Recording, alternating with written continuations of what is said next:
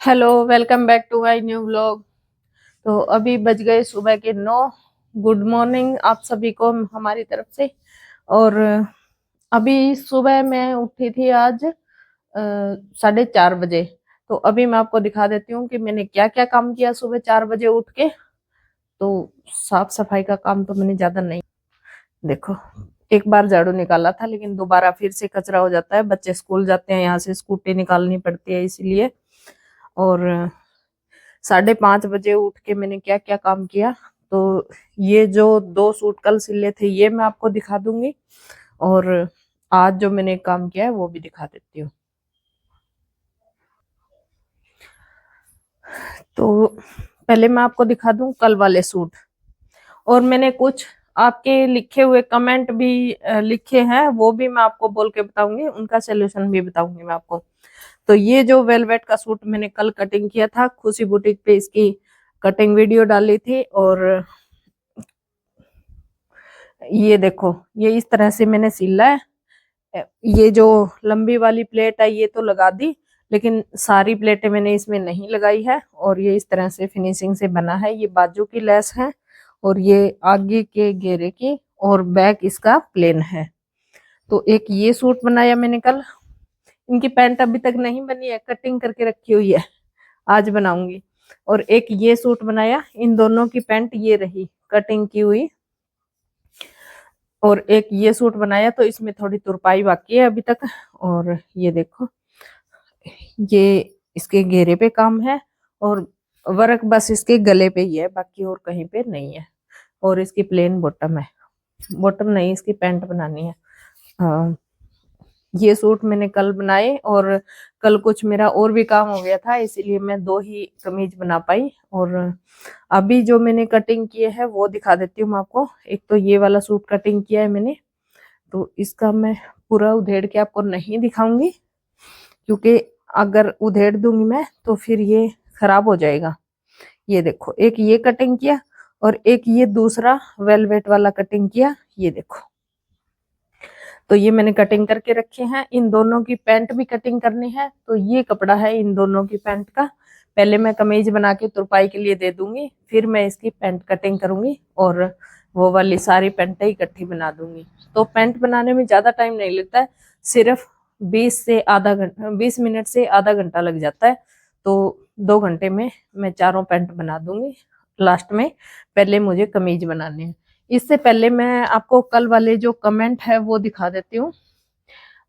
एक कमेंट आया था कि वेलवेट के सूट के लिए कौन सा अस्तर हमें लेना चाहिए। तो इसके लिए मैं आपको बता देती हूँ कि वेलवेट का जो स्ट्रेचेबल सूट होता है ना, जैसे खींचने से बढ़ता है और उसकी कन्नी भी मुड़ जाती है काटने के बाद, तो उसके लिए तो आप लाइक्रा ले लीजिए। लाइक्रा लगाने से उसकी कटिंग और स्टिचिंग में ग्रेस आ जाएगी। लाइक्रा क्या होता है, एक दुपट्टे के जैसा ही, मतलब चुन्नी के जैसा ही कपड़ा होता है, और वो चिपकाने से, प्रेस करने से चिपक जाता है। तो उसके लिए तो आप लाइक्रा ले लीजिए। और अगर आपका जो वेलवेट का सूट है वो अनस्टिचेबल है, जैसे कि ये खींचने से बढ़ता नहीं है, तो इसके लिए आप कॉटन का अस्तर ले लीजिए, तो ये ठीक रहेगा। और हाँ, अगला कमेंट,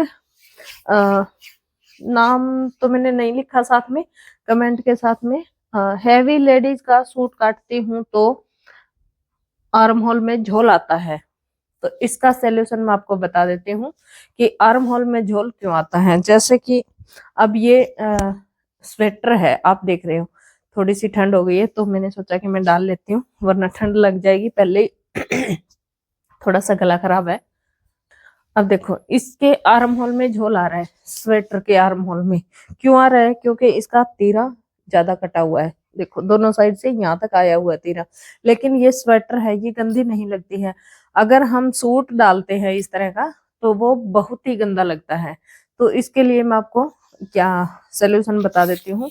जैसे कि आप अगर पीछे का गला 6 इंच के करीब बनाते हैं, 6 से मतलब बढ़ा के 7-8 तक भी बन जाता है। हैवी लेडीज के लिए 9 तक भी बनाए तो भी मतलब ज्यादा नहीं रहता। तो बाकी अपनी अपनी चॉइस होती है। तो हैवी लेडीज होती है वो भी छोटा गला डालती है, और और जो पतली होती है वो भी क्या पता बड़ा डाल ले, 9 इंच तक का डाल ले, तो आजकल कुछ नहीं पता, अपनी अपनी चॉइस होती है। लेकिन पहले तो आप तीरे का नाप लीजिए।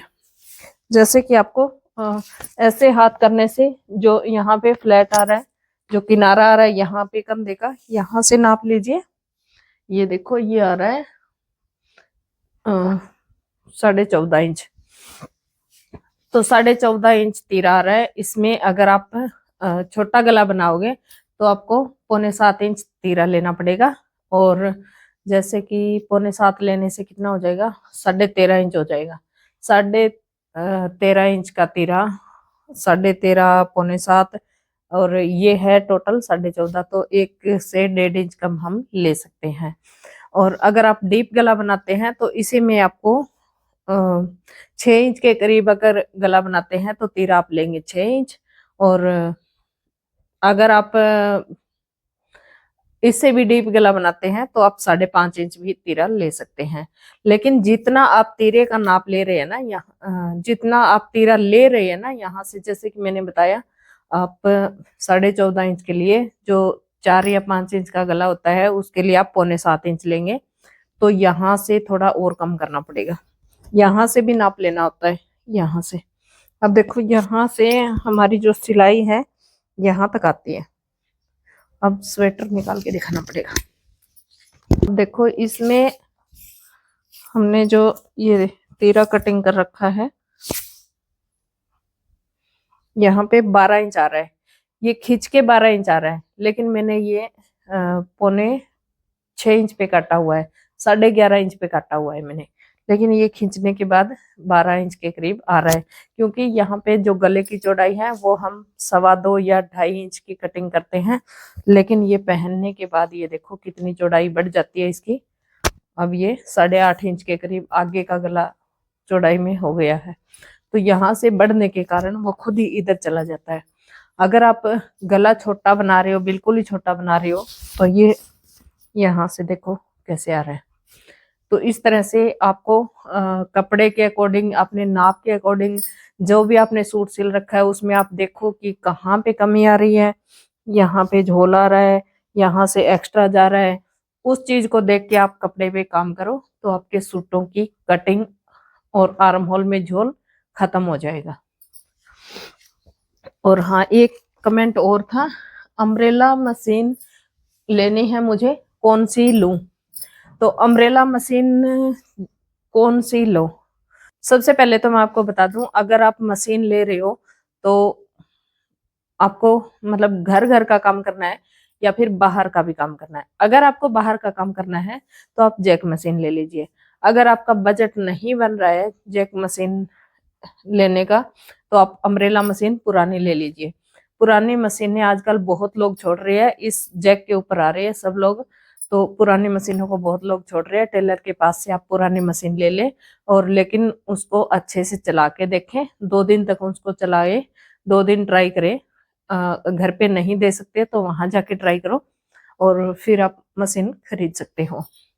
और रही बात बजट की, अगर आपको काम स्टार्ट करना है, अगर आपको अच्छा काम आता है, तो फिर आप जैक ही लेना पसंद करिए मेरे हिसाब से। क्योंकि जैक क्या है कि इसमें अगर 2 सूट निकालोगे तो इसमें 3 निकाल लोगे, और एक आसानी हो जाती है, एक इसमें पैर से चलानी पड़ती है, इसमें मोटर अंदर है, बच्चों का हाथ लगाने का डर नहीं रहता, इसमें करंट वगैरह की कोई दिक्कत नहीं आती, और इसमें पैर से चलानी पड़ती है, इसमें रेस होती है, इसमें तेल डालना पड़ता है, इसमें अंदर ही तेल होता है। तो ऐसे कुछ इनमें डिफरेंस होता है। और अम्ब्रेला मशीन आप पुरानी ले लेते हैं तो आपको 3 से 4 हजार रुपए में स्टैंड के समेत मिल जाएगी। और रही बात अगर आप अम्ब्रेला नहीं लेते हो तो कम से कम 8 या 9 हजार रुपए तक आप अच्छी मशीन ले पाएंगे। तो इससे अच्छा है कि आप ये 22 हजार, 23 हजार, 24 हजार के करीब इसका रेट होता है। कहीं पे 22 होता है, कहीं पे 24 होता है। तो उस हिसाब से आप इस मशीन को परचेज करना पसंद करिए। हाँ, एक कमेंट और था। पहला कमेंट मैं आपको बता दूं कि हमारे पास आया है पैटर्न के लिए, कि आपने जो पैटर्न बना रखे हैं वो बहुत अच्छे हैं, मुझे भी लेने हैं। और इन्होंने बोला है कि आपने बहुत अच्छा बढ़िया वीडियो बनाया है, मुझे भी पैटर्न लेना है। तो हाँ, पैटर्न भी मैं आपको दिखा दूं, अगर आपको भी परचेज करने हैं तो आप भी कर सकते हैं। इनमें कटिंग और स्टिचिंग की जो आर्म होल में प्रॉब्लम आ रही है वो प्रॉब्लम आपको नहीं आएगी। ये देखो, ये इस तरह से हम पैटर्न बनाते हैं। ये जैसे 46 साइज का हुआ, ये 28 से हम 50 साइज तक बनाते हैं, 30 का हुआ इस तरह से। तो इनमें आपको बाजू साथ में मिल जाती है, बाजू की आर्म होल की कटिंग बिल्कुल परफेक्ट की हुई आपको साथ में मिल जाती है। और इस तरह के पैटर्न हमारे पास, ये देखो, प्लेटों के निशान, फिटिंग के निशान ऐसे लगाए हुए आपको मिल जाएंगे। तो आप इस नंबर से कॉल या व्हाट्सएप पे मैसेज करके या कॉल करके आप परचेज कर सकते हैं, इनको ऑर्डर कर सकते हैं। इनमें बैक आर्म होल की अलग से कटिंग मिलेगी आपको, फ्रंट की अलग से कटिंग मिलेगी, गला कटिंग किया हुआ मिल जाएगा। प्लेटों के निशान, आपको प्लेट कैसे लगानी है, और फिटिंग का निशान कि आपको फिटिंग कैसे लगानी है। हिप के आपको 2-3 ऑप्शन मिल जाते हैं। तो इस तरह के पैटर्न हम पैंट के भी बनाते हैं, कुर्ती के भी बनाते हैं, बंद गले के, खुले गले के, जो भी आप बनवाना चाहो वही हम तैयार करके आपको दे देते हैं। और हाँ, एक बात और बता दूं, ये जो पैटर्न हम बना रहे हैं ये कागज पे बना रहे हैं। आप अगर ये सोच के ले रहे हो ना कि बुकरम का होना चाहिए, तो आप मत लो भाई। बहुत लोग ऐसे होते हैं, हर बार मैं बता नहीं पाती हूँ, और वो देख के ले लेते हैं कि हमने तो सोचा बुकरम के है। लेकिन इनका काम क्या होता है, इनका बस इतना काम होता है कि अपना कपड़ा सेट करो। जैसे कि आपको जो भी कपड़ा काटना है, मैं ये आपको ये बता देती हूँ।